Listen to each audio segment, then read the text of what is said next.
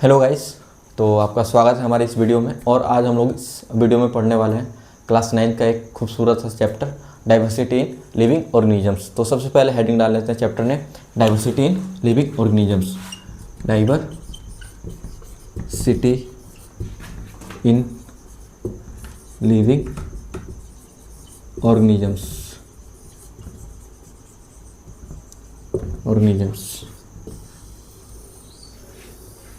यहाँ डाइवर्सिटी का मतलब क्या हुआ? वैरायटी। मीन्स हमारे अर्थ पे अलग अलग प्रकार के ऑर्गेनिजम्स क्या करते हैं? एग्जिस्ट करते हैं। वैरायटी। एंड एक चीज़ और, बायोडाइवर्सिटी क्या होता है? Study of variety of organisms. Variety of organisms. It is called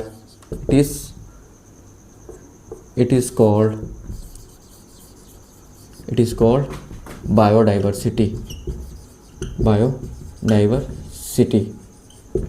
It is called biodiversity. और यहाँ डाइवर्सिटी इन लिविंग ऑर्गेनिजम्स पे हम लोग को पढ़ना है classification.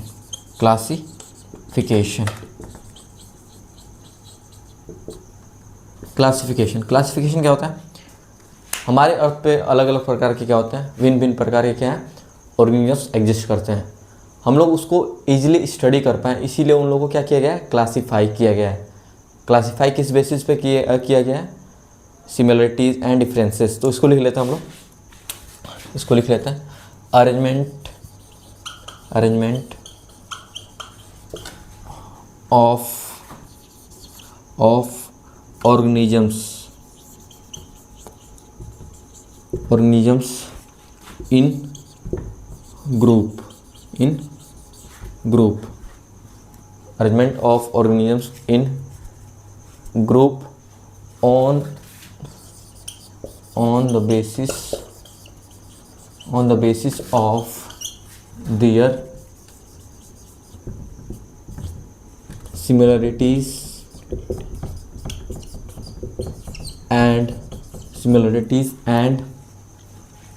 differences known as classification.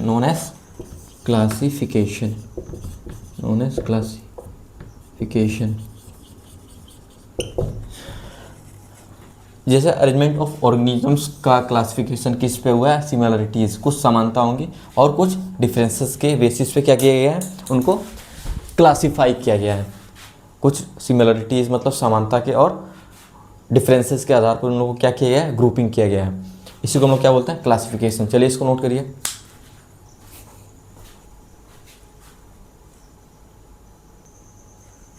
चलिए आगे बढ़ते हैं। एक साइंटिस्ट है एरिस्टोटल। तो सबसे पहला क्लासिफिकेशन किसने दिया था? एरिस्टोटल ने। उन्होंने क्या दिया था कि किस बेस पे दिया था कि जो ऑर्गेनिजम्स मोटाइल हो और एक नॉन मोटाइल हो। जैसे एरिस्टोटल ने क्लासिफिकेशन दिया था किस आधार पर? Motile and non motile. मतलब जो चल सकते हैं, जो नहीं चल सकते हैं। तो इनका जो क्लासिफिकेशन था क्या हो गया था? फेल्ड हो गया था। क्यों? क्योंकि उन्होंने कहा था जो चल सकते हैं उनको अलग कर दो, जो नहीं चल सकते उनको अलग। तो मोटाइल में इंसेक्ट जो भी चीज़ है, बैक्टीरिया जो मोटाइल है, हर हाथी, गाय, भैंस जो भी चीज़ें थी किस में थी? मोटाइल में। तो हम लोग उसमें बढ़िया से स्टडी नहीं कर पा रहे थे, उसमें और चीज़ें क्या होनी थी? और चीज़ें बेहतर हो सकती थी। तो ये इसीलिए क्या हो गया था? इनका जो क्लासिफिकेशन था क्या हो गया था? फेल हो चुका था। तब किसने दिया था? Carolus Linnaeus. Two kingdom classification. Two kingdom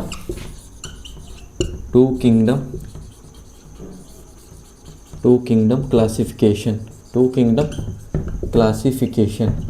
तो इन्होंने कैसे क्लासिफाई किया था? प्लांट एंड एनिमल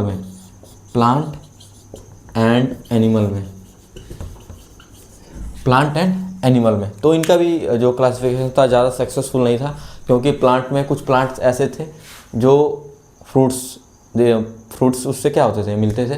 कुछ ऐसे प्लांट्स थे जो फ्रूट्स नहीं देते थे। तो जैसे पहाड़ पे क्या होता है, कुछ ऐसे ग्रास होते हैं जिनको हम लोग ग्रास भी नहीं कह सकते हैं और प्लांट भी नहीं कह सकते हैं। तो वो भी क्या हो सकते थे, और अच्छे से हम लोग उसको और बेहतर तरीके से क्या कर सकते थे, क्लासीफाई कर सकते थे। तो लास्ट में आर एच विटेकर साहब ने क्या दिया था, 5 किंगडम क्लासिफिकेशन। उसी के बारे में हम लोग डिटेल में पढ़ेंगे, पहले इसको नोट कर लीजिए।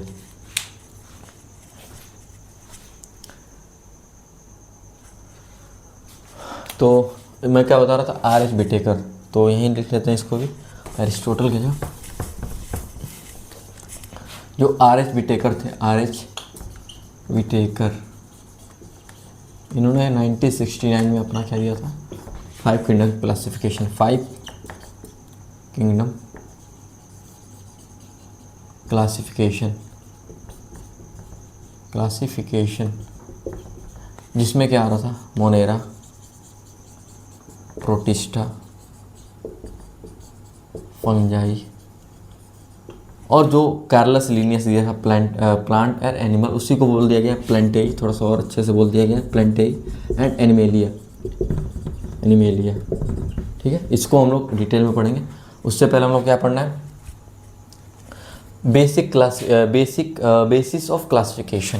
क्या पढ़ना है, बेसिस ऑफ, किस आधार पर ऑर्गेनिजम्स का क्लासिफिकेशन हो रहा था। तो हेडिंग डालिए, basis of classification, basis of classification.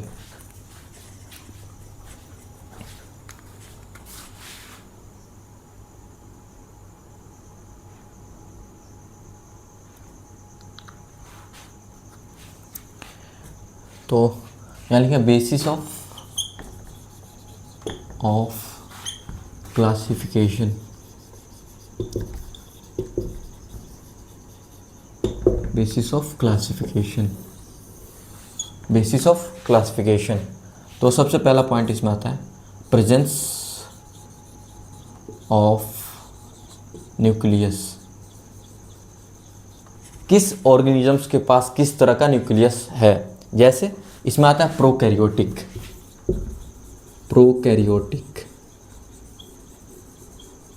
And eukaryotic. तो सेल चैप्टर में प्रोकैरियोटिक यूकैरियोटिक क्लियर हो चुका होगा। एक बार मैं और बता देता हूँ। प्रोकैरियोटिक में न्यूक्लियस की जगह क्या होता है, न्यूक्लियोइड होता है। न्यूक्लियस की जगह क्या होता है, न्यूक्लियोइड होता है। ठीक है, तो प्रेजेंस ऑफ न्यूक्लियस, किस ऑर्गेनिजम्स के पास किस तरह का न्यूक्लियस है। अब आता है बॉडी ऑर्गेनाइजेशन।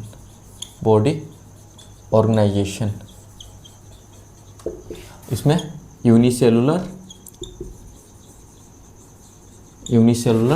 या मल्टीसेलुलर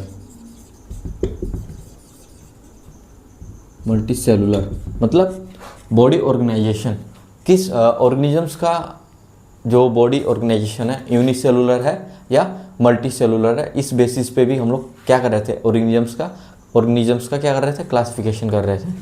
फिर थर्ड आता है मोड ऑफ न्यूट्रिशन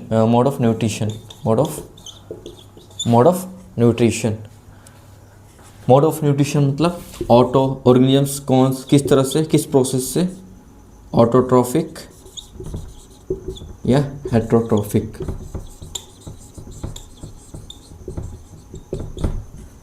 तो ऑटोट्रॉफिक भी क्लियर होगा आप लोग को, हेट्रोट्रॉफिक भी। ऑटोट्रॉफिक में जितने भी प्लांट्स जो होते हैं ऑटोट्रॉफिक होते हैं, हेट्रोट्रॉफिक में एनिमल्स हो गए।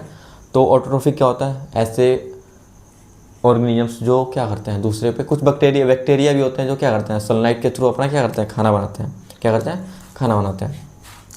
तो हम लोग मोड ऑफ न्यूट्रिशन पे भी हम लोग ऑर्गेनिजम्स का क्या कर रहे थे, क्लासिफिकेशन कर रहे थे। अब थर्ड पॉइंट आता है लेवल ऑफ ऑर्गेनाइजेशन और लेवल ऑफ ऑर्गेनाइजेशंस। तो लेवल ऑफ ऑर्गेनाइजेशन मतलब सेल से हम लोग सेल से क्या बनना था यहाँ पे, सेल से टिश्यू। सेल से क्या बनना था, टिश्यू। मतलब यहाँ जानना है कि किस ऑर्गेनिजम्स का क्या लेवल है। अगर कोई हम लोग बोल दें जो सेल वाले जो हैं टिश्यू वाले जितने भी ऑर्गेनिजम्स हैं एक तरफ हो जाए तो टिश्यू, सेल से क्या बना था, टिश्यू, फिर टिश्यू से ऑर्गन्स, ऑर्गन से organ system and organ system से क्या बनना था, ऑर्गेनिजम्स। तो यही है level of organization, cells, tissue से ऑर्गन से organ system and last organism. तो यही होता है लेवल ऑफ ऑर्गेनाइजेशन। तो एक बार और रिपीट कर देता हूँ, बेसिस ऑफ क्लासिफिकेशन, हम लोग क्लासिफिकेशन किस आधार पे कर रहे थे, और किसी भी ऑर्गेनिजम्स का हम लोग क्लासिफिकेशन किस बेसिस पे कर रहे थे। तो पहला प्रेजेंस ऑफ न्यूक्लियस, किस ऑर्गेनिजम्स के पास कैसा न्यूक्लियस है, प्रोकैरियोटिक, यूकैरियोटिक। प्रोकैरियोटिक के पास कैसा न्यूक्लियस होता है, न्यूक्लियोइड होता है, न्यूक्लियस की जगह क्या होता है, न्यूक्लियोइड होता है। बॉडी ऑर्गेनाइजेशन, मतलब किसी भी ऑर्गेनिजम्स का बॉडी का ऑर्गेनाइजेशन कैसा है, यूनिसेलुलर है या मल्टीसेलुलर है। मोड ऑफ न्यूट्रिशन, मतलब ऑटोट्रॉफिक या हेटेरोट्रॉफिक, कोई भी ऑर्गेनिजम्स अपना जो फूड है किस तरह से क्या कर रहा है, बना रहा है, ऑटोट्रॉफिक या हेटेरोट्रॉफिक। अब लेवल ऑफ ऑर्गेनाइजेशन, सेल, जो सेल्स वाले ऑर्गेनिजम्स हैं वो क्या हो, एक साइड हो जाए, तो इस तरह से क्या होता है, इसका ग्रुपिंग होता है, cell, tissue, organ system and organisms. इसको नोट कर लीजिए, वेरी इंपॉर्टेंट। आप लोग क्लास 12 तक ये बातें आप लोग को क्या होंगी, रिकॉल होती रहेंगी।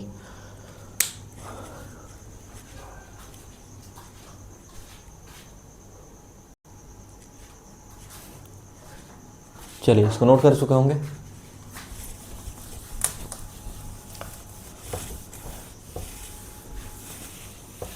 एक क्वेश्चन है जो सबके मन में ये बात आनी चाहिए, why do we classify organisms.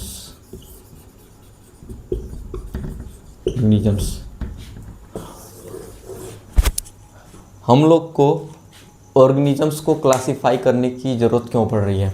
तो आप लोग इमेजिन करिए, library filled with thousands of book, can you find one book easily, no. जहाँ पे एक लाइब्रेरी हो वहाँ पे थाउजेंड्स ऑफ बुक्स क्या हो, रखी हुई हो, क्या आप एक बुक को ढूंढ सकते हैं इजीली, नहीं, ऐसा नहीं हो सकता है। उसी तरह similarly millions of organisms exist on the earth, to study them easily scientist classify them into groups. उसी तरह सिमिलरली मैंने क्या बताया कि एक लाइब्रेरी है, उसमें थाउजेंड्स ऑफ बुक्स क्या हैं, रखी हुई हैं, तो आप लोग क्या इजीली एक बुक को ढूंढ सकते हैं, ऐसा पॉसिबल नहीं है। उसी तरह मिलियंस ऑफ ऑर्गेनिजम्स हमारे धरती पर क्या है, एग्जिस्ट करती हैं। तो उन्हीं लोग को हम लोग को ईजिली स्टडी करने के लिए जितने भी साइंटिस्ट थे उन्होंने क्या किया, साइंटिस्ट ने क्या किया, उसको क्लासीफाई कर दिया, किस में, ग्रुप्स में। तो आज का लेक्चर बस इतना ही, और हम लोग इसको क्या करेंगे, लेक्चर वाइज, लेक्चर 1, लेक्चर 2 के मतलब थोड़ा थोड़ा करके क्या करेंगे, इस चैप्टर्स को कंप्लीट करेंगे हम लोग।